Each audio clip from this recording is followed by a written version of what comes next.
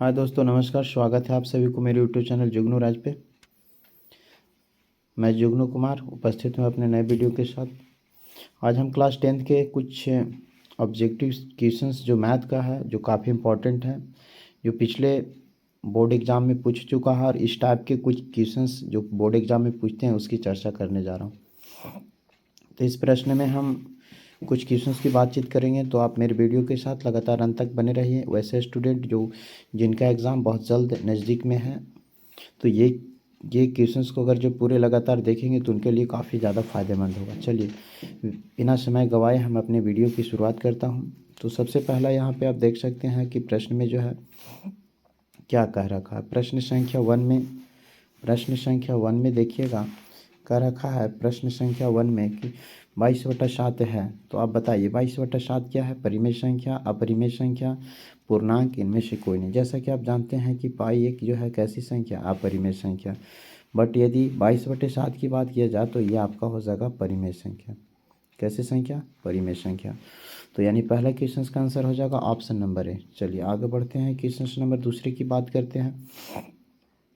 Question number दूसरा, यहाँ पर क्वेश्चन नंबर सेकेंड में बोला जा रहा है क्या कि यदि पी और क्यू दो क्रमागत सम संख्या है तो उसका मासा होगा। तो आपको पता हो कि दो क्रमागत सम संख्याओं का मासा जो है ना 2 होता है। दो क्रमागत सम संख्याओं का मासा 2 होता है, यानी ऑप्शन नंबर बी हो जाएगा। ठीक है ना। चलिए तो आगे बढ़ते हैं अगले क्वेश्चन के साथ। हम क्वेश्चन नंबर 3 को देख लेते हैं। क्वेश्चन नंबर 3 यानी आप देख सकते हैं क्वेश्चन नंबर 3 जो है ना, क्वेश्चन नंबर 3 की बातचीत की जा रही है। क्वेश्चन नंबर 3 में जो है ना बोला जा रहा है, क्वेश्चन नंबर 3, यदि m एक धनात्मक पूर्णांक है तो धनात्मक सम पूर्णांक का रूप होता है। देखिए यहाँ पे डिपेंड करता है ऑप्शन पे। यहाँ सम पूर्णांक की बात करें तो सम कहेंगे किसको? वैसा पूर्णांक जो 2 से डिविजिबल हो, 2 से विभाज्य होता है। आप देख सकते हैं 2m 2 से विभाज्य, यानी ऑप्शन नंबर ए हो जाएगा। चलिए अगले क्वेश्चन की ओर बढ़ जाते हैं। क्वेश्चन नंबर बात करेंगे यहाँ पे, क्वेश्चन नंबर बात करेंगे हम 4 का। ठीक है ना। क्वेश्चन नंबर किसका बात करेंगे? 4 का। तो यहाँ पर क्वेश्चन नंबर 4 जो है ना, क्वेश्चन नंबर 4 जो बोला जा रहा है, निम्नलिखित में से किसका दशमलव प्रसार शांत है? तो दशमलव प्रसार शांत किसका होता है? दशमलव प्रसार शांत होने के लिए शर्त है कि हर का जो अभाज्य गुणनखंड, यदि कोई भिन्न को हम पी बाई क्यू के रूप में लिखते हैं तो हर का अभाज्य गुणनखंड जो होता है समथिंग आपका जो है क्यू इक्वल टू होना चाहिए 2m गुणे में 5n। तो आप बता सकते हैं कि यहाँ पर इस फॉर्म में कौन है? जो इस फॉर्म में होगा उसी का यहाँ पे जो है ना दशमलव प्रसार शांत होगा। चलिए तो यहाँ पे बात कर लेते हैं क्वेश्चंस में फटाफट ऑप्शन को। सबसे पहला ऑप्शन में कहता है 81/17/81। तो ये हो नहीं सकता, ये आपका ये भी नहीं होगा, क्योंकि इसके हर में जो है ना 41 है। 45 की बात करें तो ये भी नहीं होगा। तो होगा कौन? ऑप्शन नंबर डी हो जाएगा, ऑप्शन नंबर डी। चलिए अगले क्वेश्चन की बात कर लेते हैं। क्वेश्चन नंबर बात करते हैं 5th का। क्वेश्चन नंबर 5th का देखिए, ये क्वेश्चंस कई एक बार एग्जाम में पूछ रखा है। क्या कहता है कि वृत्ताकार पथ पर 3 धावक एक ही स्थान से दौड़ना प्रारंभ करते हैं तो एक चक्कर लगाने में क्रमशः 3 घंटे, 4 घंटे तथा 8 घंटे समय लगता है। तीनों को प्रस्थान बिंदु पर पुनः मिलने में कितना समय लगता है? ऐसे प्रश्न में जो अलग अलग समय से जो डिस्टेंस तय करते हैं उन डिस्टेंस को हम क्या निकालते हैं? एलसीएम। तो आप देख सकते हैं कि 3, देख सकते हैं यहाँ से कि 3 जो है 100, 4 जो है 100 और 8 जो है 100, इसका एलसीएम निकालेंगे तो एलसीएम 2 से लगेगा, 3 रहेगा आपका, यहाँ से 2 आएगा, 4 आएगा, फिर 2 से लगाएंगे, यानी आपका यहाँ से बनेगा क्या? 3 आएगा, फिर से 1 आएगा, 2 आएगा। ठीक है ना। तो एलसीएम बनेगा कि 3 दूनी की 6, 7 दूनी 12, 12 दूनी 24, यानी आंसर इसका हो जाएगा ऑप्शन नंबर डी। ठीक है। तो अगले क्वेश्चन की ओर बढ़ते हैं। क्वेश्चन नंबर हम बात करते हैं 6 का। क्वेश्चन नंबर 6 में आप देख सकते हैं क्या कहा जा रहा है। कहता है कि a² p² x² माइनस क्यू² बराबर में 2। देखिए यहाँ पे क्वेश्चंस में फॉल्ट है थोड़ा सा। यहाँ पे 2 नहीं, क्या होना चाहिए? 0 होना चाहिए। क्या होना चाहिए? 0। ठीक है ना। यहाँ पे 0 होना चाहिए। तब यहाँ पर कहा जा रहा है कि इसका जो है ना मूल होगा। तो मूल की बात करें, यानी कि आपका इस द्विघात बहुपद या द्विघात समीकरण जो करें, इसमें एक्स का हल मान की बात करें तो एक्स बराबर आप ऐसा कर सकते हैं, डायरेक्ट हम लिख रहे हैं x² इक्वल टू में आएगा, माइनस में इधर जाएगा प्लस में क्यू² अब आई में नीचे आ जाएगा क्या? a² पी स्क्वायर, ठीक है ना। तो एक्स बराबर आपका आ जाएगा यहाँ से प्लस माइनस स्क्वायर रूट में जाएगा, तो क्यू स्क्वायर ऊपर आएगा और नीचे आएगा ए स्क्वायर, और फिर से क्या आएगा पी स्क्वायर, ए स्क्वायर पी स्क्वायर। तो इसका रिजल्ट निकल कर क्या आएगा, प्लस माइनस में क्यू स्क्वायर, यानी क्यू अपॉन में क्या आएगा ए पी आएगा, ठीक है ना। तो आप यहाँ देख सकते हैं प्लस माइनस, यानी कि इसका ऑप्शन जो होगा क्या हो जाएगा, तो प्लस माइनस में आपका क्यू होना चाहिए और अपॉन में यानी कि ए भी होना चाहिए, तो ऑप्शन नंबर डी हो जाएगा, ठीक है ना। ऑप्शन नंबर डी हो जाएगा, समझे। तो प्रश्न संख्या जो आपका 6 है, इसका ऑप्शन नंबर डी होगा। चलिए फटाफट अगले क्वेश्चन की ओर बढ़ जाते हैं। क्वेश्चन नंबर बात करेंगे 7 का। क्वेश्चन नंबर 7 में बोला जा रहा है कि एक रैखिक बहुपद जो होता है, रैखिक बहुपद का घात होगा। तो रैखिक बहुपद जो होता है उसका घात होता है 1।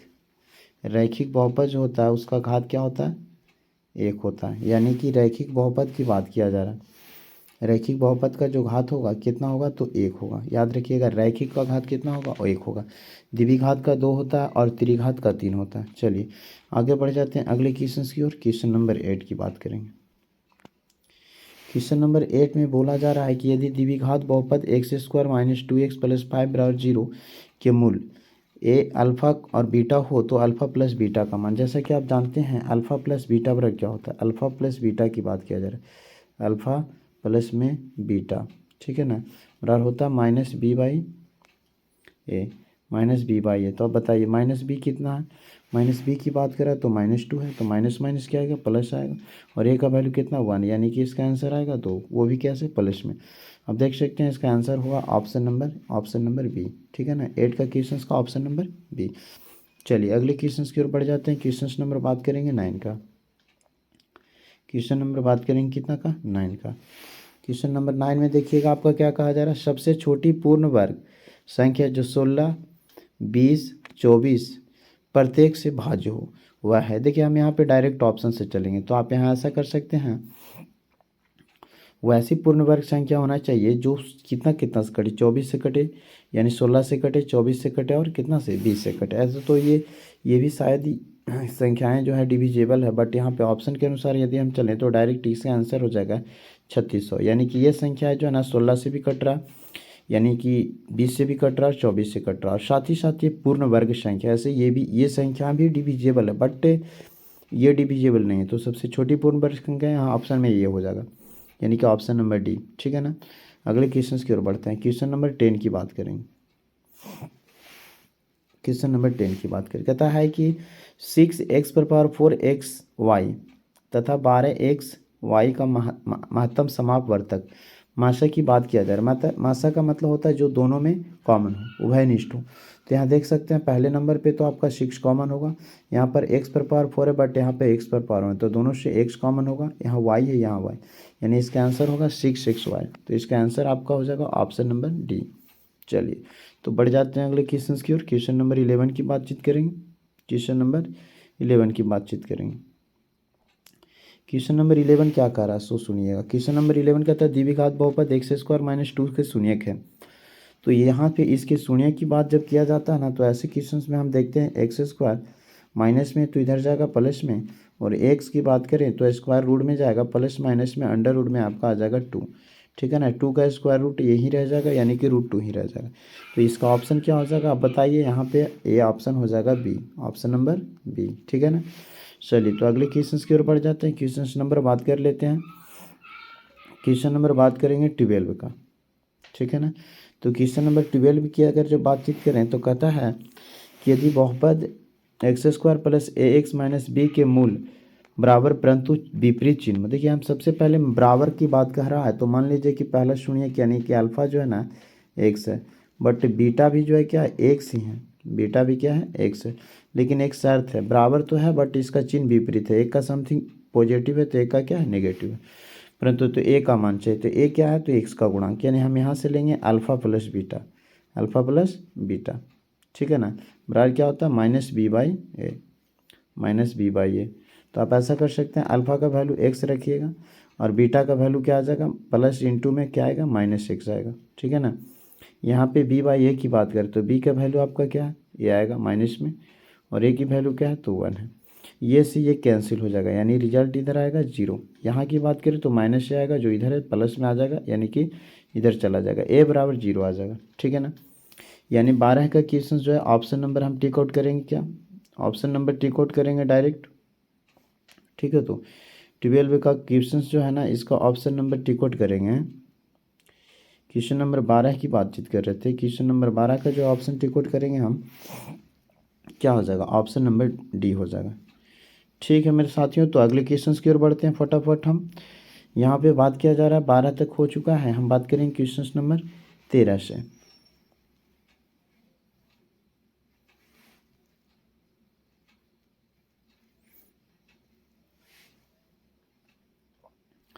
क्वेश्चन नंबर 13 की बात करेंगे तो यहाँ पर देख सकते हैं, कहता है यदि 2x प्लस में 3y बराबर 11 और 2x माइनस 4y बराबर में माइनस 24, तो यहाँ से पूछा जा रहा है कि क्या x का मान क्या होगा या y का मान क्या होगा। तो हम ये क्वेश्चन को हल करते हैं। आप देख सकते हैं ये क्वेश्चन को यदि हल करते हैं तो आपका आएगा 2x प्लस में 3y बराबर में आ जाएगा 11, फिर से क्या आएगा 2x माइनस में 4y बराबर में क्या आएगा -24। ठीक है ना, हल कीजिएगा तो माइनस करेंगे, ये आपका प्लस हो जाएगा, ये भी प्लस हो जाएगा, ये से ये कट जाएगा, यानी आपका 7 11 हो जाएगा 11y। ठीक है ना, यानी कि 4 3 7, सॉरी यहाँ पे आपका 3 है तो यहाँ पे हो जाएगा आपका, देख सकते हैं ये आपका जो है 3 है तो 4 और 3 कितना आएगा 7y, यहाँ दोनों जुड़ जाएंगे, यानी ये आपका हो जाएगा 35, कितना 35। तो आपका ये कटेगा 7 बचे 35, यानी कि आपका 5 आएगा, यानी y का मेरा मान कितना है 5 है, बट हम ऑप्शन में 2 जगह पे 5 है। चलिए अगले प्रश्न को y का मान इसमें रख कर देखते हैं, तो क्या हो जाएगा, यहाँ पे आपका आएगा 2y 2x प्लस में क्या आएगा 5 दिया 15, यानी आपका यहाँ से 11 पहले से था, माइनस में चला जाएगा इधर 15, तो बचेगा कितना -4। यानी आप देखिएगा यहाँ से आपका आंसर आना चाहिए, यानी कैलकुलेट कीजिएगा तो आपका आंसर जो है ना क्या आएगा, तो इसका आंसर आना चाहिए -2 और +5, बट यहाँ पे ऑप्शन में देख सकते हैं -2 +5 आना चाहिए, बट यहाँ आप ऑप्शन में देख सकते हैं कि है नहीं, यानी कि -2 है, बट यहाँ पे आपका जो है -2 है, बट यहाँ पे प्लस में 5 है। तो हम ऐसा कर सकते हैं कि ये आपका प्रश्न यहाँ ये नहीं होना चाहिए, यानी कि +5 होना चाहिए। ठीक है ना, तो ये ऑप्शन नंबर हो जाएगा बी, ऑप्शन में बी, यानी x का वैल्यू -2 y का वैल्यू 5। चलिए तो अगले क्वेश्चन की ओर बढ़ जाते हैं। क्वेश्चन नंबर 14 की बातचीत किया जाए, क्वेश्चन नंबर 14। ठीक है ना, तो कहता है px बराबर में gx गुणे में qx या qx गुणे gx। तो यहाँ से पूछा जा रहा है कि px का घात 6 है तो gx का घात होगा। तो ऐसे प्रश्नों को हम डायरेक्ट क्या करते हैं कि px के घात में से gx के घात को घटा देंगे। ठीक है ना, यानी कि आपका 6 से हम क्या करेंगे -2 को घटाएंगे तो आपका रिजल्ट आएगा 4। तो इस स्थिति में इसका आंसर क्या हो जाना चाहिए, आंसर आपका हो जाएगा यहाँ से, आंसर आपका जो है ना क्या हो जाएगा, आंसर इसका हो जाएगा 4 हो जाएगा। ठीक है, तो याद रखिएगा जब ऐसे प्रश्न आए तो यहाँ पर क्या करेंगे, px के घात से gx के घात को घटाएंगे, डायरेक्ट आपका रिजल्ट दे देगा 4। चलिए आगे बढ़ जाते हैं अगले क्वेश्चन की ओर। यहाँ पे क्वेश्चन नंबर हम बात करेंगे 15 का, क्वेश्चन नंबर 15 की बात करेंगे।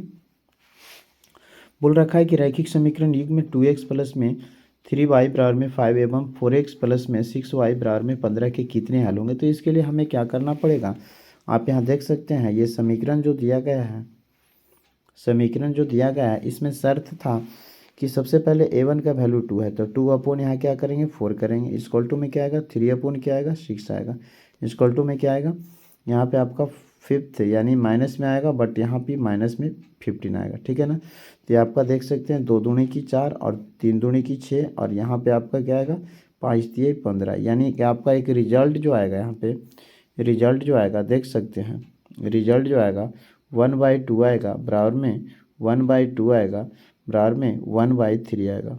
ठीक है ना, तो ये दोनों तो इक्वल है, बट यहाँ पे ये इक्वल नहीं है, तो आपका आंसर क्या होगा, क्योंकि आप जानते हैं कि यदि a1/a2 बराबर नहीं होगा b1/b2 के, तो ऐसे समीकरण का हल जो होता है कैसा होता है, अद्वितीय होता है। ठीक है, और इसका जो ग्राफ बनता है प्रतिच्छेदी रेखाएं होता है। दूसरी बात अगर जो करें a1/a2 बराबर b1/b2 हो और नॉट इक्वल टू c1/c2 हो तो ऐसे समीकरण का कोई हल नहीं होता। और ऐसे समीकरण का ग्राफ जो होता है ना कैसा होता है, समांतर रेखा। तो मेरा जो शर्त आया क्या, a1/a2 बराबर b1/b2 और यहाँ पे आपका नॉट इक्वल टू c1/c2। तो यहाँ से मेरा जो आंसर आएगा, यहाँ से जो मेरा आंसर आएगा क्या टिक आउट करेंगे, यानी कि ये प्रश्न का जो है आंसर क्या होना चाहिए, आप देख सकते हैं कि इसका कोई हल नहीं होगा। ठीक है ना, कोई हल नहीं होगा। तो ऐसे प्रश्न में हम ऑप्शन नंबर किसको टिक आउट करेंगे, देखिए आप देख सकते हैं ऑप्शंस को।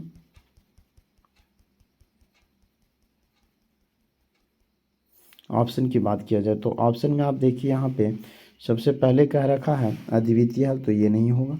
तीन हल नहीं होगा। अनगिनत हल तो ये भी नहीं होगा। कोई हल नहीं, सही है। ऑप्शन नंबर आपका हो जाएगा डी, ऑप्शन नंबर डी। चलिए आगे बढ़ते हैं। कहता है कि दो चर एक्स वाई में रैखिक समीकरण ax plus B Y plus C बराबर 0 को वास्तविक संख्याओं के समूह में कितने हल होंगे। तो ऐसे या तो ऐसे प्रश्न कहे कि दो चर वाले रैखिक समीकरण के कितने हल होते हैं, या फिर कहे दो चर एक्स वाई में समीकरण X plus B Y plus C के वास्तविक संख्याओं के समूह के कितने हल होंगे। ऐसे समीकरणों का, ऐसे प्रश्नों का जवाब आपका हो जाएगा यहाँ पे दो चर वाले रैखिक समीकरण के हल होते हैं अनगिनत। क्या होते हैं, अनगिनत। बट यहाँ पे आपका जो है देख सकते हैं यहाँ पे अनगिनत है ही नहीं, तो यहाँ पे ऑप्शन नंबर हम टिक आउट करेंगे डी। ठीक है ना, तो याद रखिएगा अनगिनत हल, बट ऑप्शन में अनगिनत नहीं है, तो इसलिए इसको टिक आउट करेंगे क्या, डी, ऑप्शन नंबर डी, इनमें से कोई नहीं। चलिए तो अगले क्वेश्चन की ओर बढ़ जाते हैं। क्वेश्चन नंबर बात करेंगे हम कितना, जस्ट अभी जो हम डील कर रहे थे क्वेश्चन नंबर कितना कर रहे थे, क्वेश्चन नंबर कर रहे थे कितना का, 16 का। ये क्वेश्चन नंबर 15 की बात नहीं की, 15 का ऑलरेडी हो रखा, 16 का जो ऑप्शन नंबर हो जाएगा डी। चलिए अगले क्वेश्चन की ओर बढ़ते हैं। क्वेश्चन नंबर 17, क्वेश्चन नंबर 17 की बातचीत किया जाए, यदि क्वेश्चन नंबर 17 की बातचीत किया जाए,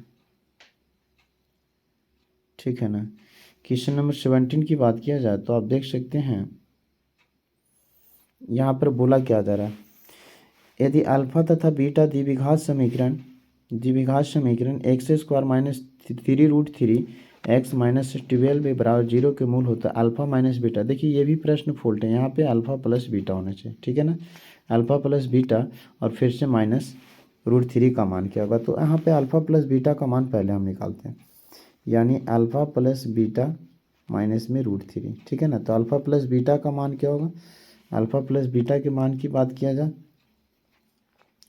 तो यहाँ से आपका आता है -b/a माइनस माइनस प्लस 3√3 अब आई में 1, ये माइनस में कितना √3, तो घटाइएगा तो आपका रिजल्ट देगा बराबर में 2√3। ठीक है ना, तो इसका आंसर हो जाएगा option number C, option number C. ठीक है, ऑप्शन नंबर सी को टिक आउट करेंगे, 17 का आंसर हो जाएगा ऑप्शन नंबर सी।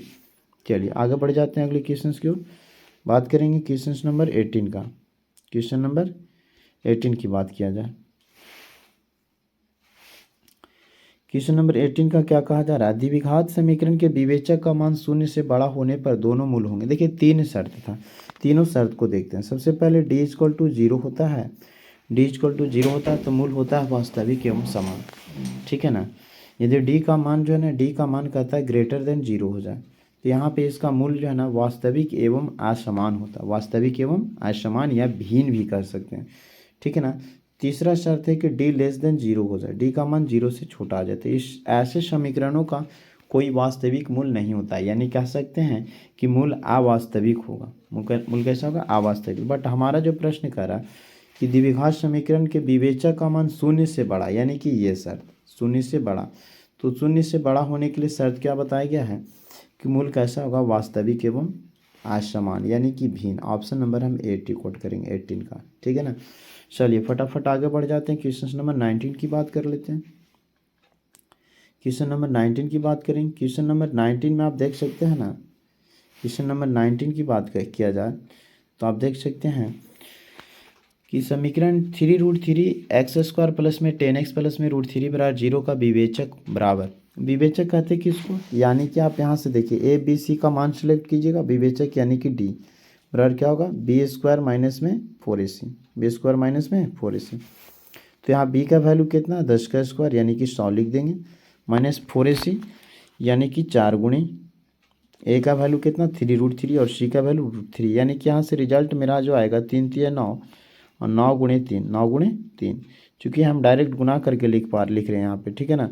तो 100 और यहाँ पे आ जाएगा 9 चौको 36 या 27, 9 3 27 और 27 चौको, ठीक है ना। तो यहाँ पे आपका जो है 9 चौको 36, यहाँ 6 3 18 के 8 आएगा और 3 3 9 और 1 10 आएगा, ठीक है। क्या सही है गलत हो पा रहा है, यानी 10 दही की 100 हो जा रहा है और आपका हो जा रहा है क्या 3 तिहाई की 9 और 9 तिया 27, ठीक है ना।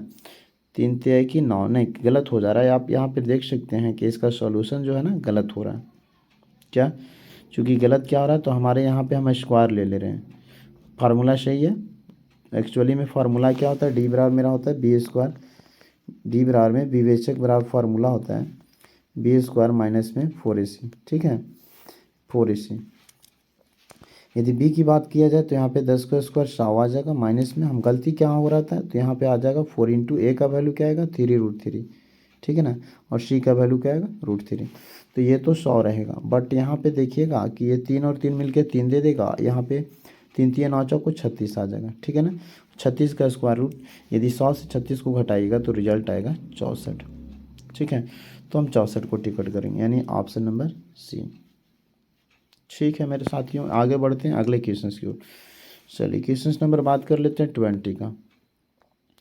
जस्ट हमें इसी प्रश्न में यानी कि इसी वीडियो में हमने ऊपर की ओर एक क्वेश्चन में देखा था जहाँ पे x स्क्वायर बराबर में माइनस में √3 था, तो वहाँ पे शून्य की बात किए थे। तो यहाँ पर भी देख लेते हैं टी स्क्वायर बराबर में जब आपका टी स्क्वायर माइनस 15 दिया हुआ है और यहाँ से टी का वैल्यू, तो टी इक्वल टू में आपका आ जाएगा, पहले तो 15 होगा माइनस में प्लस माइनस आएगा, अंडर रूट में 15 आ जाएगा, ठीक है ना। 15 का स्क्वायर रूट नहीं आएगा, तो यानी एक बार प्लस में एक बार माइनस में। तो आप देखिए यहाँ पे बता सकते हैं ऑप्शन नंबर क्या होगा, तो ऑप्शन नंबर यहाँ से हो जाएगा आपका, ऑप्शन नंबर हो जाएगा बी, ठीक है ना। चलिए आगे बढ़ जाते हैं, क्वेश्चन नंबर हम बात करते हैं 21 का। क्वेश्चन नंबर 21 का, क्वेश्चन नंबर 21 की बात किया जाए तो आप देखिएगा यहाँ पे प्रश्न में क्या कहा जा रहा है। क्वेश्चन नंबर 21 में जो है बोला जा रहा है कि समीकरण युग में इतना एवं इतना आलेख को निरूपित करेगा। कैसे आलेख को, तो हम यहाँ पे पहले हम बताए थे जस्ट अभी कि आपका आ जाएगा 5y डायरेक्ट लेंगे 7 बराबर में क्या आएगा तो -4 आएगा, बट यहाँ से क्या आएगा 6 आएगा। तो पहले इतना ही पे ऐसा आप यहाँ भी लिख सकते हैं 8y में कितना -9, ठीक है ना। तो ये कट जाएगा, 2 दूनी की 4 और 2 तिये की 6, यानी आप यहीं पे कह सकते हैं कि इक्वल नहीं है, a1/a2 not equal to b1/b2। ऐसी स्थिति में ऐसे समीकरण का जो है ना, ऐसे समीकरण का कोई यानी क्या कहिएगा, ऐसे समीकरण का हल जो होगा अद्वितीय होगा। कैसा होगा, अद्वितीय। और जब अद्वितीय हल है तो यहाँ पे कहेंगे इसके ग्राफ की बात करा जाए तो यहाँ पे होगा प्रतिच्छेदी रेखाएं, यानी कि दो लाइनिंग जो है एक दूसरे को इंटरसेक्ट करेगा ऐसे, ठीक है ना। तो आगे बढ़ते हैं, यहाँ पे इसका आंसर जो होना चाहिए 21 का जो आंसर क्या हो जाएगा, प्रतिच्छेदी रेखाएं किस ऑप्शन में है, ऑप्शन नंबर हम टिक आउट करेंगे ए को, ठीक है। तो आगे बढ़ते हैं, क्वेश्चन नंबर बात कर लेते हैं 22 का। बोला जा रहा है यहाँ पे 22 की बात किया जा रहा है, 22 की बातचीत की जा रही है। बोलता है समीकरण में a1x plus b2y plus c2 बराबर 0, ऐसे यहाँ पे आपका जो है b1 होना चाहिए था, b1 होना चाहिए था, ठीक है ना। और एवं कहता है a2x plus b2y plus c2 बराबर 0 का आलेख समपाती रेखा है। तो जब आलेख समपाती होता है, पहले शुरू से सुनिएगा, आलेख जब होता है प्रतिच्छेदी तो उसको बोलते हैं अविरोधी, यदि समांतर होगा तो विरोधी, और यदि समपाती होगा तो उसे हम आश्रित कहेंगे। तो ऑप्शन नंबर सी को टिक आउट करेंगे, ठीक है ना, ऑप्शन नंबर सी को टिक आउट करेंगे। चलिए आगे बढ़ते हैं, यहाँ पे बात किया जा रहा है क्वेश्चन नंबर 23 का। देखिए 23 का क्वेश्चन जो है ना, हम मोस्ट ऑफ क्वेश्चंस की बात करें तो पिछले कई एको वर्षों से ऐसे क्वेश्चंस जो है बोर्ड एग्जाम में रनिंग कर रहे हैं, ठीक है ना, इस टाइप का। तो आप ऐसे प्रश्नों का स्टडी कीजिएगा और साथ ही साथ प्रैक्टिस कीजिएगा ताकि आपका ऐसा क्वेश्चन छूटे ना, ठीक है ना। तो हम आगे बढ़ते हैं, अगले क्वेश्चन की बात करते हैं। निम्नलिखित में कौन सा द्विघात समीकरण नहीं है। देखिए द्विघात समीकरण नहीं है और द्विघात समीकरण है की बात करता है। तो यहाँ देख सकते हैं कि इसको कैलकुलेट करना पड़ेगा, तो एक्स स्क्वायर समथिंग इसमें आएगा, तो यानी कि आपका द्विघात समीकरण होगा, मतलब प्रश्न के अनुसार ये नहीं हो सकता। इसकी बात किया जाए तो आप इसको, हम इसी को कैलकुलेट करके आपको बताते हैं। देखिएगा ऑप्शन नंबर बी को, तो एक्स स्क्वायर आएगा प्लस में आपका आएगा एक्स, प्लस में क्या आएगा 8 आएगा, ठीक है ना। लेफ्ट साइड को हमने कैलकुलेट किया, यहाँ मल्टीप्लाई कीजिएगा तो आएगा एक्स स्क्वायर, माइनस में आपका आ जाएगा 4, ठीक है ना। एक बार प्लस में एक बार, तो ये से आपका ये से ये कैंसिल हो जाएगा। देखिए द्विघात का मतलब होता है क्या, कि जिसके चर का घात कितना होना चाहिए, 2 होना चाहिए, बट यहाँ पे चर का घात 2 नहीं है, तो ये आपका द्विघात समीकरण नहीं होगा। यानी कि ए सी डी द्विघात समीकरण है, बट देखिए क्यूब दे करके घबराना नहीं, जब तक इसको कैलकुलेट नहीं कीजिएगा तब तक आपको निष्कर्ष तक नहीं पहुंचेगा। ऐसे प्रश्नों में हमें ऑप्शन से चलना पड़ता है और ऑप्शन को कैलकुलेट करना पड़ता है। बहुत सारे बच्चे क्यू दे करके ही टिक आउट कर दें कि ये द्विघात समीकरण नहीं होगा, बट ऐसा नहीं है। देखिए हमने आपको ऑप्शन नंबर बी को बताया, तो ये द्विघात समीकरण है, शेष आपको कीजिएगा सभी द्विघात समीकरण होंगे। Option number B tick out करेंगे 23 का। चलिए आगे बढ़ते हैं अगले क्वेश्चन की ओर। क्वेश्चन नंबर 24 की बात करें, क्वेश्चन नंबर 24 की बात करें तो कहता है कि द्विघात समीकरण 2x square minus x plus 1/8 बराबर 0। देखिए यहाँ पर भी आपका 0 होना चाहिए। देखिए ये टाइपिंग मिस्टेक है, तो इसे ध्यान दीजिएगा, ये आपका 0 होगा। का विवेचक की मान की बात की जाए तो विवेचक यानी कि डी बराबर फार्मूला क्या होता है, डी बराबर फार्मूला था बी स्क्वायर माइनस में 4ac, ठीक है ना। तो यहाँ से आपका जो है बी का वैल्यू कितना, -1 का स्क्वायर आएगा, ठीक है। -4 इंटू ए का वैल्यू कितना आएगा 2, और सी का वैल्यू क्या आएगा 1/8 आएगा, ठीक है।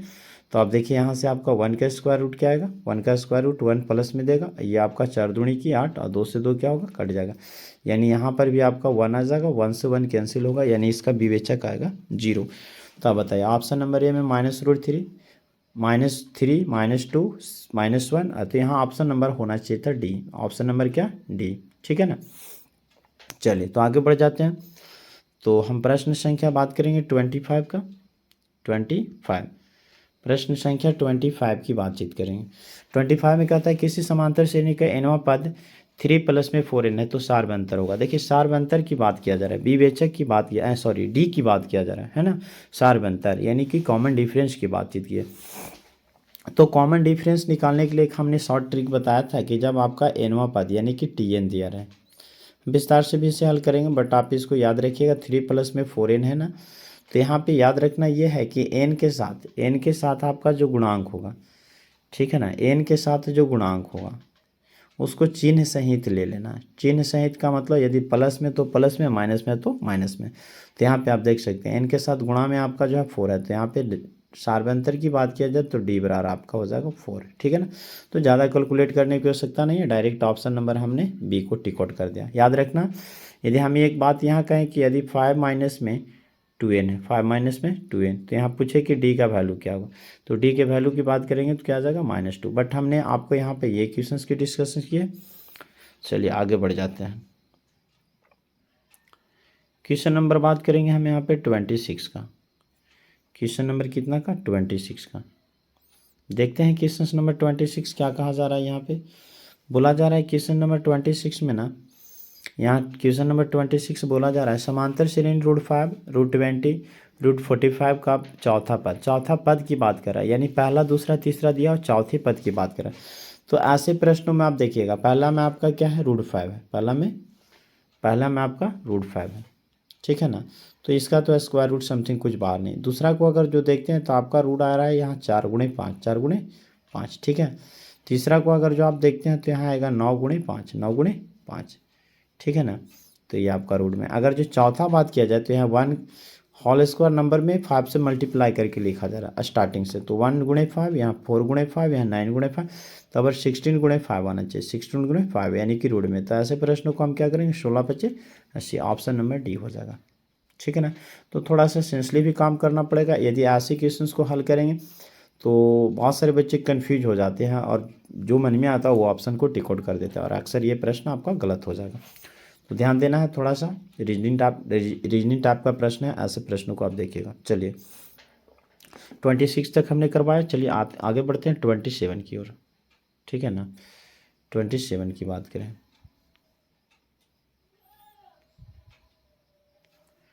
क्वेश्चन नंबर 27 की बातचीत की जा रही है।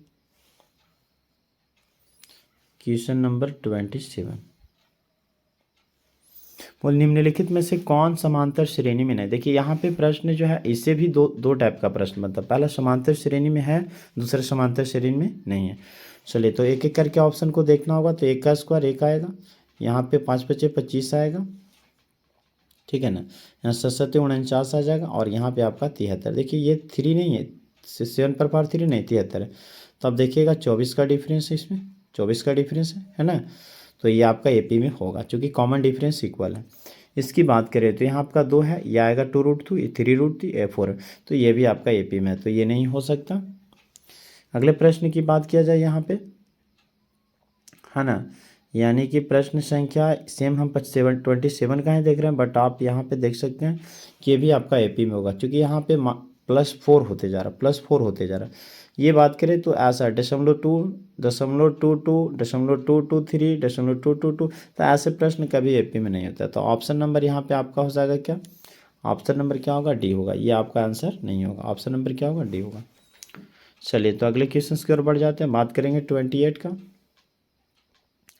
क्वेश्चन नंबर 28 की बात किया जाए तो आप देख सकते हैं, कहता है एपी 24, 21, 18, 15 का कौन सा पद शून्य है। तो ऑप्शन से भी आप चल सकते हैं।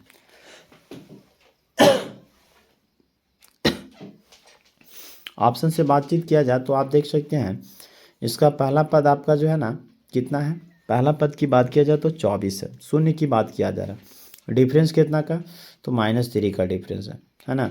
ए का वैल्यू कितना है, ए का वैल्यू 24 है। चलिए ऑप्शन से भी चल सकते हैं। यहाँ पे देखिएगा 7 21, बट एक कम करके देखना होगा, 6 18, 24 में से 18 मतलब नहीं हो सकता। दूसरा 8 3 = 24, बट एक ऑप्शन कम करके, यानी 7 21, ये भी नहीं हो सकता। 9 3 27 नहीं, एक कम करके, यानी कि अगर जो हम एक एक करके ऑप्शन से चलेंगे तो ये भी हो सकता, बट हम ऑप्शन से नहीं डायरेक्ट प्रश्न को हल करके बताते हैं। यानी यहाँ होता क्या है, सबसे पहले कौन सा पद शून्य, तो हम डायरेक्ट मानते हैं एनवा पद क्या होगा, 0, एनवा पद 0। तो यहाँ आ जाएगा a प्लस में n-1, और इंटू में क्या आएगा डी, बराबर में क्या आ जाएगा 0।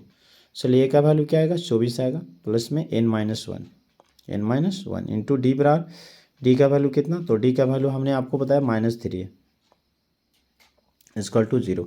ये प्लस में उधर जाएगा तो माइनस में आ जाएगा, यानी कि n-1 में आ जाएगा 24 अपोन में कितना आएगा -3, बट ये भी माइनस में, ये कटेगा 8 बार में, और ये माइनस में 1 है, इधर जाएगा प्लस में, यानी कि आ जाएगा 9। यानी आप कह सकते हैं कि इस एपी का 9वां पद क्या होगा, शून्य होगा। यानी आप निकाल के भी देख सकते हैं, यानी कि 9वां पद है, यानी 8D होना चाहिए, तो 8 3 = 24 हो जाएगा, और 24 में से 24 घटेगा 0 हो जाएगा। ठीक है, तो आगे हम अगले प्रश्न की ओर बढ़ते हैं। 29 के प्रश्न को देख लेते हैं। 29 वाले प्रश्न में क्या कहा जा रहा है, क्वेश्चन नंबर 29 की बातचीत किया जाए तो यहाँ पे कह रखा है, यहाँ पे कहा जा रहा है यदि किसी समांतर श्रेणी का प्रथम पद ए और सार्वव्य अंतर सर्वा, देखो यहाँ पे सार्वव्य अंतर होना चाहिए, ये आपका सार्वव्य अंतर है, ठीक है ना, कॉमन डिफरेंस डी होते इसके प्रथम n पदों का योग। तो n पदों का योग बराबर, जैसा कि आप फार्मूला जानते हैं, n/2 × 2a, ये नहीं हो सकता, ये तो nवां पद है, ठीक है ना, ये भी नहीं हो सकता। आपका ऑप्शन नंबर हो जाएगा सी, n/2 × 2a + n-1 × d। चलिए तो आगे बढ़ जाते हैं अगले क्वेश्चन की ओर। 29 के बाद आपका आ जाता है 30, क्वेश्चन नंबर 30। क्वेश्चन नंबर 30 की बातचीत किया जाए, बिंदु इतना और इतना को मिलाने वाली रेखाखंड के मध्य बिंदु। तो मध्य बिंदु और फार्मूला क्या था, x1 + x2/2। तो यहाँ पे आप ऐड कीजिएगा तो आपका आएगा 3 प्लस इंटू -3, और अपोन क्या आएगा 2, और यहाँ आएगा क्या कोऑर्डिनेट, यहाँ पे -3 + 3 अपोन कितना 2। तो आप देख सकते हैं ये से ये कैंसिल, ये से ये कैंसिल, 0/2 यानी कि 0। तो इसका ऑप्शन नंबर हो जाएगा बी, ठीक है ना, बस फार्मूले याद होना चाहिए। चलिए क्वेश्चन नंबर अगर जो बात करते हैं यहाँ पे 31 का, 31 की बात करते हैं। बोला जा रहा है क्या, क्वेश्चन नंबर 31 में बोला जा रहा है y बराबर में y आज का समीकरण क्या होगा। तो y अक्ष पर जो है ना x का वैल्यू 0 हो जाता है, x का वैल्यू क्या हो जाता है 0। तो यहाँ पे डायरेक्ट ऑप्शन नंबर हम ए को टिक आउट करेंगे, ठीक है ना। चलिए किसी त्रिभुज के केंद्रक का निर्देशांक कितना, 2 शीर्ष इतना है, तो तीसरे शीर्ष का। तो आप चाहें तो ऑप्शन से भी चल सकते हैं, ऑप्शन लेकर के और दोनों शीर्ष लेकर के केंद्रक निकाल दीजिए, या फिर केंद्रक से और 2 शीर्ष से यहाँ पे शीर्ष निकालिए। चलिए तो हम बात करते हैं क्वेश्चन नंबर 32 का। क्वेश्चन नंबर 32 की बात करेंगे। देखिए त्रिभुज के केंद्रक की बात किया जा रहा है, तो आपका केंद्रक दे रखा है कितना, 3 है। 3 बराबर में आपका क्या आएगा, x1 + x2 + x3/3। तो हम x3 को मान निकालना है, 2 प्लस में आएगा क्या 1 और प्लस में क्या आएगा x3, ठीक है ना। और y में कितना आ जाएगा 3। तो आप ऐसा कर सकते हैं x3 बराबर डायरेक्ट लिख सकते हैं 3 तिहाई की 9 और 2 और 1 3, तो 9 से 3 घटेगा यानी कि 6। आप ऑप्शन नंबर में देख सकते हैं सी में एक आपका 6 एक ही जगह पे, तो यानी कि पहला option number C tick out करें, चूँकि इसमें 6 है नहीं, इसमें भी 6 नहीं है, तो इसमें 6 है, इसमें भी 6, ऑप्शन नंबर 6 हो जाएगा। ऐसे सेकेंड वाले को भी आप निकाल सकते हैं। जस्ट हम इस फार्मूले का चर्चा आगे करेंगे, अगले आप क्वेश्चंस में इस टाइप का फार्मूला दिया होगा। चलिए आगे बढ़ते हैं, क्वेश्चन नंबर 33 की बात करते हैं। क्वेश्चन नंबर 33, तो क्वेश्चन नंबर 33 में क्या कहा जा रहा कि 3 5 किस पाद में है स्थित। तो यहाँ पे देखिए आप चतुर्थांश देखे होंगे, तो इस तरीके से बनता है आपका, ये आपका हो जाता है y अक्ष और ये हो जाता है x अक्ष, ठीक है ना। तो यहाँ पे याद रखिएगा ये प्लस प्लस प्रथम होगा, यहाँ पे आपका माइनस प्लस जो होगा द्वितीय हो जाएगा, माइनस प्लस जो है ना आपका क्या हो जाएगा, माइनस प्लस क्या होगा द्वितीय होगा, माइनस माइनस में आपका तृतीय हो जाएगा और प्लस माइनस में क्या होगा चतुर्थ हो जाएगा, ठीक है ना। और मूल बिंदु पे आपका 0 0 हो जाएगा, ठीक है। एक्स अक्ष पे आपका क्या होगा, x 0 होगा और y अक्ष पे 0 y होगा। तो हमारा क्या कहा जा रहा है 3 5, तो यानी कि दोनों के दोनों साइन आपका प्लस में है, तो प्लस किस में होता, प्रथम चतुर्थांश। ऑप्शन नंबर ए को टिक आउट कर देंगे, ठीक है ना। आगे बढ़ते हैं अगले क्वेश्चन से, यानी 34 का देखते हैं। क्वेश्चन नंबर 34, क्वेश्चन नंबर 34 की बात किया जाए, ABC के शीर्ष x1 y1 x2 y2 तथा c x3 y3, तो इसका केंद्रक होगा। तो केंद्रक का निर्देशांक की बात किए तो यानी कि तीनों शीर्षों के निर्देशांक को जोड़ करके 3 से डिवाइड, यानी ऑप्शन नंबर डी को टिक आउट कर सकते हैं। चलिए फटाफट क्वेश्चन नंबर 35 की बात कर लेते हैं। क्वेश्चन नंबर 35 की बातचीत किया जाए तो यहाँ पे कह रखा है क्या कि बिंदु इतना और इतना के बीच की दूरी, तो दूरी सूत्र लगाएं, दूरी बराबर होता है x2 - x1 का होल स्क्वायर। तो यहाँ 4 से 2 घटेगा तो 2 का स्क्वायर यानी कि 2 दूनी की 4 डायरेक्ट, 1 से 3 यानी कि माइनस में आएगा 2 और 2 का स्क्वायर यानी कि 4 आएगा, जुड़ जाएगा, दोनों रूट में रहेगा, यानी आपका यहाँ जाएगा 8, रूट में 8 यानी कि इसका स्क्वायर है 2√2, ठीक है ना। तो इसका भी ऑप्शन आपका यहाँ पे करेक्ट करना पड़ेगा, यानी कि यहाँ होना चाहिए था 2√2, ठीक है ना। तो यानी 2√2 आपका ऑप्शन नंबर क्या हो जाएगा,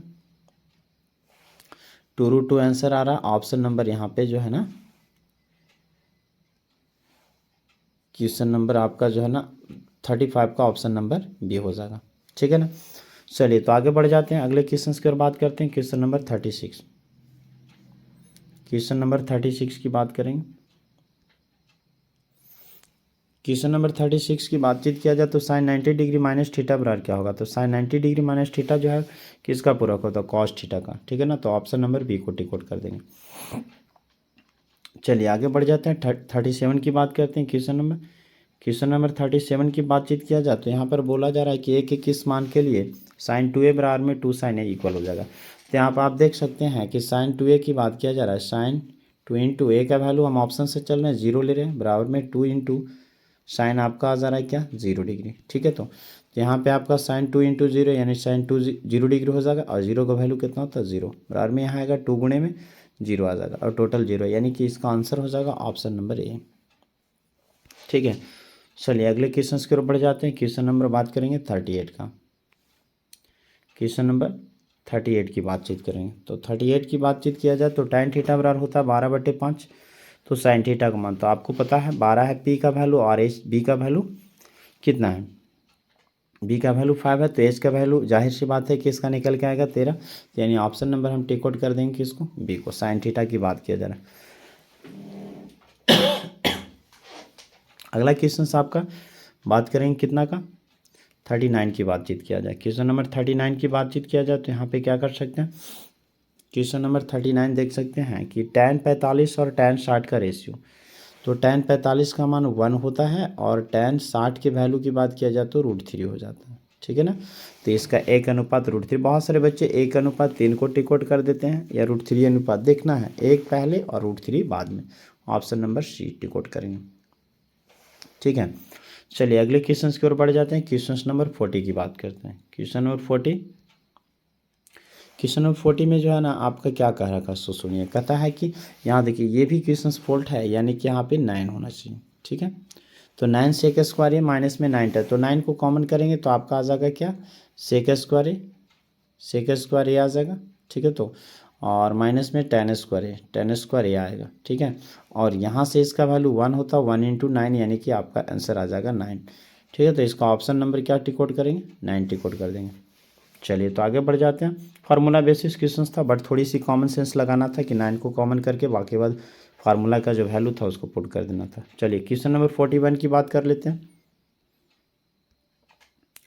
क्वेश्चन नंबर 41 की बातचीत किया जाए तो यहाँ पे कह सकते हैं 1 प्लस में tan स्क्वायर थीटा का मान होगा। तो tan का रिलेशन जो चल रहा था ना, स्टार्टिंग में tan का रिलेशन कॉट के साथ, बट बाद में tan का रिलेशन सेक के साथ हो जाता है ना। तो यहाँ पे आप देख सकते हैं ऑप्शन नंबर ए को टिकोड करेंगे। ठीक है, चलिए तो फटाफट हम अगले क्वेश्चन की ओर बढ़ जाते हैं। कुछ क्वेश्चन को और करवाएंगे, यानी कि क्वेश्चन नंबर 41 तक हो रखा है। क्वेश्चन नंबर 41 के बाद हम बातचीत करेंगे क्वेश्चन नंबर 41 के बाद बात करेंगे क्वेश्चन नंबर 42 का। ठीक है, क्वेश्चन नंबर 42 में क्या कहा जा रहा है देखिएगा। क्वेश्चन नंबर 42 कहता है सूर्य का उन्नयन कोण 60 डिग्री है। तो सबसे पहले सूर्य के उन्नयन कोण की बात जब करता है ना, सूर्य के उन्नयन कोण की बात करता है तो यहाँ आप देखिएगा, एक मान लीजिए कि आपका कोई मीनार है, समथिंग ऐसा कुछ। ठीक है ना, जिसकी छाया ज़मीन पे बनता है 30 मीटर दूर। तो इसका छाया जो है इस तरीके से बनेगा। ये आपका हो गया कितना, ये 30 मीटर। और इसका उन्नयन कोण की बात किया है। ठीक है ना, उन्नयन कोण, तो इसका उन्नयन कोण समथिंग ऐसे बनेगा। ये आपका यहाँ ये बन जाएगा कितना डिग्री, 90 डिग्री। और ये आपका उन्नयन कोण 60 डिग्री। तो बोला क्या जा रहा है, समझिएगा बोला क्या जा रहा है। कहता है जिसकी छाया 30 मीटर दूर बनता है, तो कहता है मीनार क्यों जाए। तो मीनार आपका यहाँ पे ये बन जा रहा है पी, ये बन रहा है पी। तो पी भी किस में आता है, तो tan 60 लगाएंगे, tan 60 डिग्री बराबर में क्या आएगा, तो पी अपोन में कितना आएगा, 30 मीटर आएगा। ठीक है ना, tan 60 का वैल्यू कितना होता है, √3। और इक्वल टू में पी अपोन क्या आएगा, 30 डिग्री, 30 मीटर। ठीक है ना, तो क्रॉस गुणा कीजिएगा तो पी इक्वल टू आ जाएगा 30√3। यानी ऑप्शन नंबर हम किसको टिकोट करेंगे, ऑप्शन नंबर ए को टिकोट कर देंगे। ठीक है, चलिए क्वेश्चन नंबर 43 की बातचीत करते हैं। फटाफट क्वेश्चंस को देखते हैं। क्वेश्चन नंबर 43 की बात करें, देखिए अंतः स्पर्श करने वाले दो वृत्तों में कितनी उभयनिष्ठ स्पर्श रेखा। तो हम इसका 3 से 4 केस देखे थे। आइए इसको एक बार फिर से देख लेते हैं। दो वृत्त यदि अंतः स्पर्श करें, तो पहला वृत्त मान लिया जाए ये है। ठीक है, तो और दूसरे वृत्त की बातचीत किया जा रहा है जो अंतः स्पर्श कर रहा, अंतः स्पर्श कर रहा। ठीक है, तो इस तरीके से ये दो वृत्त एक दूसरे को अंतः स्पर्श कर रहा है। यहाँ पर बोला जा रहा है इसमें उभयनिष्ठ स्पर्श रेखाओं की संख्या। तो जैसा कि आपको पता हो तो स्पर्श रेखा कितने बिंदु पे स्पर्श करेगा, एक बिंदु पे। तो ये आपका स्पर्श बिंदु है, मान लिया जाए। यहाँ पे आपका जो है ना, ये क्या है, यहाँ पे आपका स्पर्श बिंदु की बातचीत की जा रही है। यहाँ पे आपका स्पर्श बिंदु, तो इसमें उभयनिष्ठ स्पर्श रेखाओं की संख्या, चूंकि एक ही स्पर्श रेखा खींचा गया है, एक ही बिंदु से स्पर्श रेखा जाती है, तो यहाँ पे आपका जो उभयनिष्ठ स्पर्श रेखाओं की संख्या 1 होगा तब जब वृत्त अंतः स्पर्श करेंगे। यदि बाह्य स्पर्श करेगा तो इसके लिए भी, यानी बाहर से स्पर्श करने पर भी कुछ शर्त है, यानी कि इस तरीके से स्पर्श करेगा, पहला दूसरा तीसरा, है ना, तीसरा स्पर्श रेखा। तो ऐसे कुछ प्रश्नों को याद रखिएगा। वृत्त पर अगर जो पूछे कि वृत्त पर कितनी स्पर्श रेखाएं खींची जाती है, तो वृत्त पर जो अनगिनत स्पर्श रेखाएं, वृत्त के किसी एक बिंदु पर कितनी, तो 1 होगा। वृत्त के बाहर से कितने, तो वृत्त के बाहर से 2 हो जाएगा। वृत्त के अंदर से कोई नहीं होता। वृत्त यदि अंतः स्पर्श करेगा तो 1 उभयनिष्ठ स्पर्श रेखा, बाह्य स्पर्श करेगा तो 3 उभयनिष्ठ स्पर्श रेखा, यदि बाहर से प्रतिच्छेद करेगा तो 2, और बाहर से प्रतिच्छेद ना करेगा तो 4। ठीक है, तो आगे बढ़ते हैं। क्वेश्चन नंबर हम बात कर लेते हैं 44 का। क्वेश्चन नंबर 44 की बात करते हैं। ठीक है, तो फटाफट देखते हैं, कम टाइमिंग ज़्यादा हो चुका है, इसमें ज़्यादा हम लॉन्ग नहीं करना चाहते हैं वीडियो को। ठीक है, तो देखते हैं यहाँ पे दिए गए चित्र में x का मान है। x का मान की बातचीत किया जाए तो यहाँ पे आप देख सकते हैं x का मान जो आपका क्या हो जाएगा। तो आप जैसा कि आप जानते हैं कि वृत्त के बाह्य बिंदु से खींची गई वृत्त पर स्पर्श रेखाओं की लंबाइयाँ इक्वल होती है। तो आप यहाँ देख सकते हैं हमें x के मान की बात किया जा रहा है। तो इधर में आपका जो है ये 4 सेमी, तो इधर भी कितना आएगा, 4 सेमी। ये 7 है तो इधर भी आएगा 7 सेमी। 7 और 4 कितना हो जाएगा, 11 सेमी। तो याद रखिएगा चूँकि हाफ डिस्टेंस इधर दे रखा तो 7/11 हो जाएगा, यानी ऑप्शन नंबर हम बी को टिक आउट करेंगे। ठीक है, चलिए क्वेश्चन नंबर 45 की बातचीत करते हैं। क्वेश्चन नंबर 45 की बातचीत किया जा रहा है। बोला जा रहा है यहाँ पे आपका जो ना कि बिंदु पी से ओ केंद्र वाले वृत्त पर पी ए और पी बी स्पर्श रेखा परस्पर 60-80 डिग्री के कोण पर झुकी है, तो पी ओ ए का बराबर होगा। तो सबसे पहले हम एक वृत्त खींचते हैं। ये वृत्त हो गया आपका, बाहर से स्पर्श रेखा खींचा गया। बाहर से क्या खींचा गया? स्पर्श रेखा। क्या क्या है? तो पी ए। चलिए आपका पी ए हो गया, है ना। और यदि दूसरी बात किया जाए तो यहाँ से आपका बोला जा रहा है पी बी। यहाँ पे ये एंगल दे रखा है कितना? ये आपका ये एंगल जो है दे रखा है कितना डिग्री? 80 डिग्री। 80 डिग्री। ठीक है, तो यहाँ पे आप इसको ऐसे मिलाइएगा, ऐसे। ठीक है, यहाँ पे आपका ए होगा और ये आपका हो जाएगा बी। ये पी है, केंद्र ओ है। तो यहाँ पर पूछा क्या जा रहा है? पी ओ ए। तो ये कोण क्या होता है? ये 90 हुआ, ये टोटल 80 था, तो इधर आएगा 40 और यहाँ आ जाएगा आपका 9। चाहिए ऐसा कर सकते हैं कि इसके सामने और इसके दोनों मिलकर के एक दूसरे के क्या होते हैं? समपूरक होते हैं। तो 80 यहाँ पर 100 बनेगा, 100 का आधा 50 हो जाएगा, नहीं ऑप्शन नंबर ए को टिक आउट कर देंगे। ठीक है ना। चलिए तो आगे बढ़ जाते हैं। क्वेश्चन नंबर बातचीत करेंगे कितना का? क्वेश्चन नंबर बातचीत करेंगे यहाँ पे 46 का। अभी जस्ट हम बातचीत कर रहे थे कि वृत्त पर कितनी स्पर्श रेखाएं खींची जा सकती है। वृत्त पर की बात करेगा तो अनगिनत, यानी कि अनेकों। वृत्त के एक बिंदु कहेगा तो ओनली फॉर वन हो जाएगा। चलिए अगले क्वेश्चन की ओर बढ़ जाते हैं। क्वेश्चन नंबर देखते हैं 47। Question number 47। क्वेश्चन नंबर 47 की बातचीत करते हैं। कहता है यदि एक वृत्त की परिधि 10 पाई सेमी है तो इसका क्षेत्रफल क्या होगा? वृत्त के क्षेत्रफल की बातचीत की जा रही है। क्षेत्रफल बराबर क्या होता है? चूँकि परिधि क्या है? 2 पाई आर। 2 पाई आर बराबर दे दिया कितना? 10 पाई। और यहाँ से पूछा जा रहा है क्षेत्र। पाई से पाई क्या होगा? कैंसिल। जैसा कि देख रहे हैं ऑप्शन में पाई के फॉर्म में 2 से कटेगा 5, यानी आर का वैल्यू कितना? 5। क्षेत्रफल pi R square. Pi R square. R का वैल्यू हमको पता है, आर का वैल्यू क्या रखेंगे? पाई इंटू आर का वैल्यू, यानी 5 5 25 25 25 पाई सेंटीमीटर स्क्वायर। इसका स्क्वायर यूनिट भी देखना है, ठीक है ना। 25 pi centimetre square. Option number tick out करते हैं कितना का? यानी ऑप्शन नंबर टिक आउट कर सकते हैं इसका सी का। ठीक है ना। तो आगे बढ़ते हैं। क्वेश्चन नंबर बात कर लेते हैं इसका 48 का। क्वेश्चन नंबर बातचीत करेंगे कितना का? 48 का। 10 सेमी त्रिज्या वाले वृत्त की एक जीवा वृत्त के केंद्र पर समकोण बनाती है, तो जीवा की लंबाई क्या होगा? वृत्त की बात कर रहा है, ये वृत्त है और वृत्त की जीवा की बातचीत की जा रही है। वृत्त की जीवा की बातचीत की जा रही है। ठीक है, ये हो गया वृत्त की जीवा। ठीक है, केंद्र पे क्या बनाता है? समकोण। तो ये आपका ऐसे होगा, ये ऐसे होगा। यह 90 डिग्री बना रहा है। अब यहाँ पर बोला जा रहा है क्या? त्रिज्या 10 सेमी, तो ये 10 सेमी है, ये भी 10 सेमी होगा।